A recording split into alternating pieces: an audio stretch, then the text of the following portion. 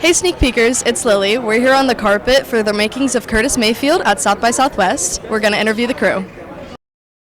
Wondering what led you to this film and how was your experience directing it? Oh man, so in 2021, in my Oscar speech, I mentioned Curtis Mayfield and I mentioned a few others. I think I mentioned Stevie Wonder, Sly Stone, and the next day, the headlines said, "Oh, H.E.R mentions Sly and doesn't mention Curtis Mayfield." Like they don't put that in the headlines, and so I get a call from my producer, Peter Afterman.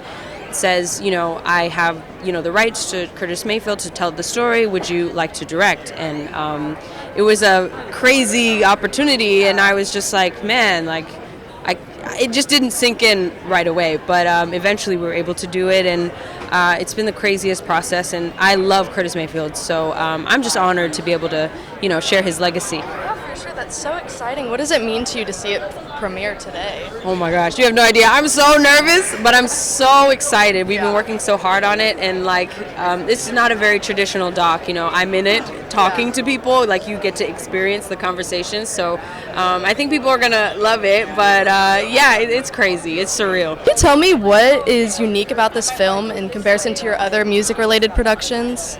Absolutely, yes. I've done a fair amount of other music-related documentaries, and the thing that really sets this one apart is how much the focus is truly on the music itself and through the eyes of Curtis's contemporaries, people that have been inspired by and created their own music based off their love of his music.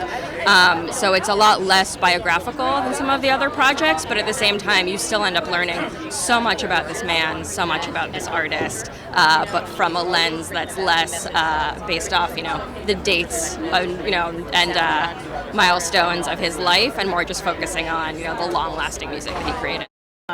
We actually had a film here, Tom Petty's Somewhere You Feel Free, that screened here, and we won the audience award for. And I've always wanted to, present a music project here at South by, because it's so central to just the culture of music and championing artists' voices. And so we always felt that we wanted to have, we always wanted to have the makings of Curtis Mayfield here at South by Southwest.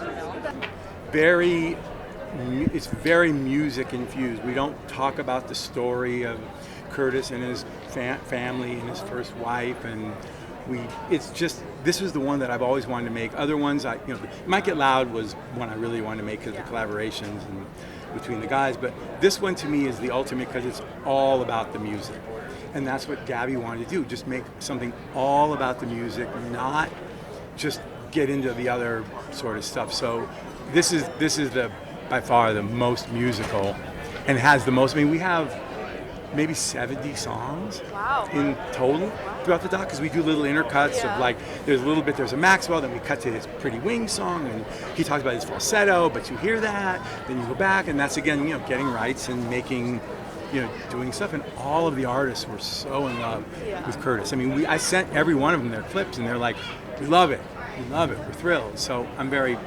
What are you most excited for the audience to see? Oh my goodness. I'm most excited for them to see what we filmed with Dr. Dre. It was such a treat for us all to be there and witness.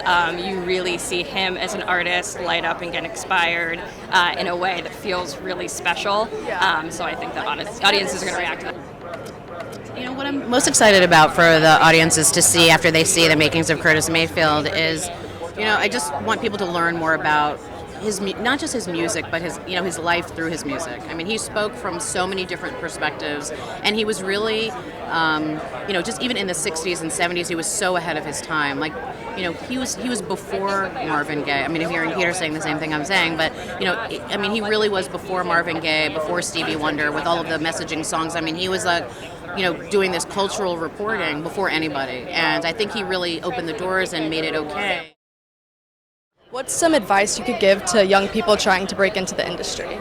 Ooh, that's such a good question. I think that the best advice I would give to young people trying to break in is don't wait until you feel like you've really figured it all out. Don't wait for the right moment to sort of jump in. Any sort of opportunity to be within the craft, even if it doesn't feel like it's exactly where you want to be, ends up being incredibly valuable. You never know what lesson you're going to learn on what project, so just do it all, jump in. The only advice that I would give to young aspiring filmmakers is to never give up. There's a lot of no's, there's a lot of everybody's a critic.